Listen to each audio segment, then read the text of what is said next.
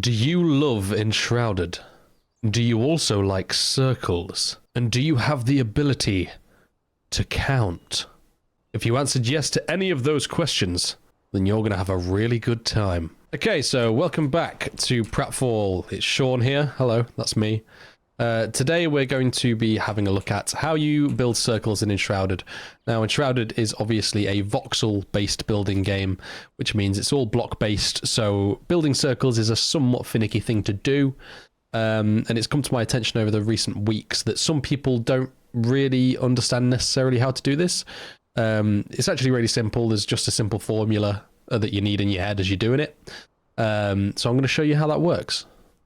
Okay, so the easiest way to get started is marking out your center point. Now, you can either have a 1-block center point, or you could have a 4-block center point.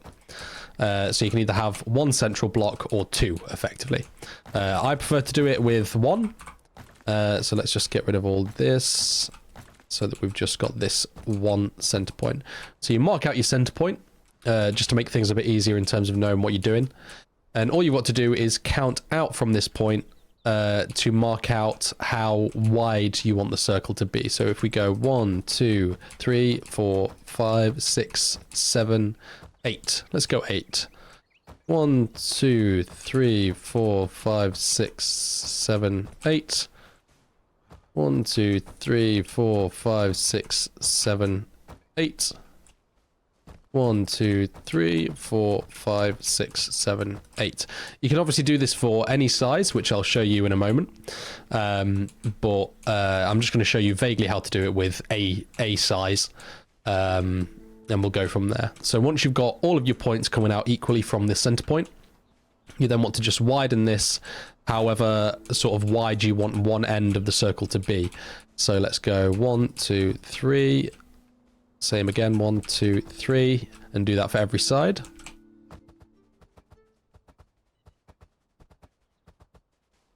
Okay, so once you've got this sort of cross shape with these little arms, this is where the vague formula comes into play. So effectively, all you want to do is count these sides and slowly decrease that as you move into the corner. So as long as you're decreasing down to sort of 1, because you want the corner to be 1 so that it's as spherical or circular, I suppose, as it can be. Yeah, as long as you're decreasing from this point, from this number, down to 0 or down to 1, and then back up to this number, it should be pretty circular. So you want to make one there. So you're coming in 1. So let's just do 2. You got 2, and then you've got 1 as the corner. And again, you just want to replicate that on every side.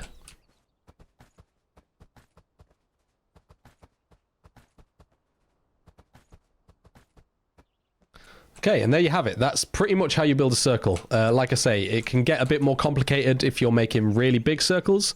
But for the most part, if you're making something relatively small, like a pillar or a watchtower or something like that, it's pretty simple. Like I say, all you have to do is have this side slowly decrease in number down to 1, and then slowly increase back up to this again. So like I said, you can do this for different size circles. The smallest probably being something like this, just a simple 2 by 2, but with the corners removed.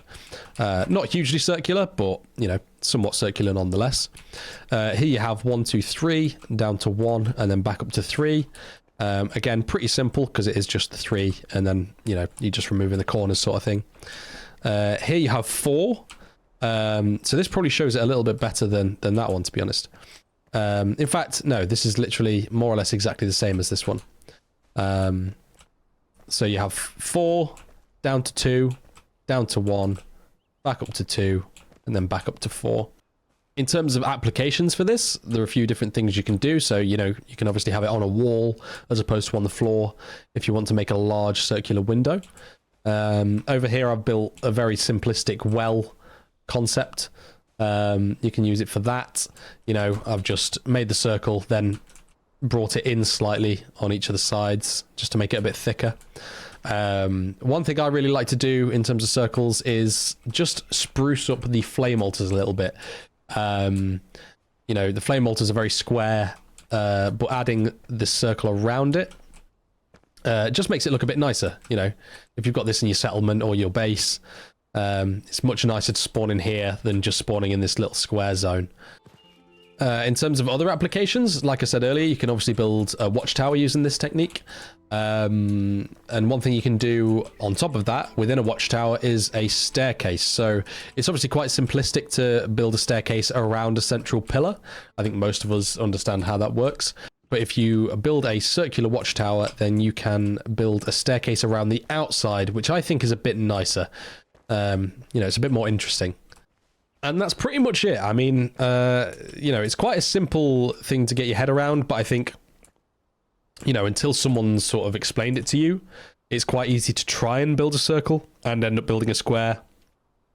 And, you know, that can be quite frustrating. So, if people want, one thing I can do is I can put together a document or, you know, a picture graphing out the different sort of circular sizes and how many blocks they need to be, and I can put it on our Instagram. So let me know in the comments if that's something you'd be interested in. I don't mind throwing that together if it's going to be easier for people to just look at a photo and just copy it rather than work it out themselves.